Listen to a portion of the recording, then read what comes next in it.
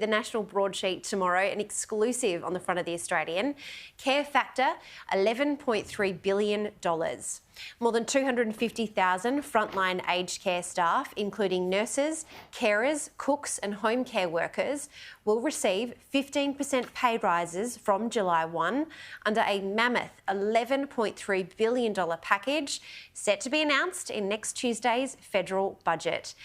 Leisa, look, as I sort of spoke about with my colleagues tonight at The Australian, it's great news, but it's also probably alarming news for elderly and ageing Australians, because $11 billion is a lot of money in a budget. It's an awful lot of money, but I think if you're going to spend that sort of money on a pay rise for anybody, I don't think there would be many people in Australia who wouldn't back the fact that this should go to people who are in our aged care facilities looking after our grandparents, you know, eventually our parents as well. So that's where the money needs to be spent. And look, you're talking about a registered nurse. It's an extra $200 a week. And if you're talking about someone who's providing some sort of home care, I think it's about $140 a week.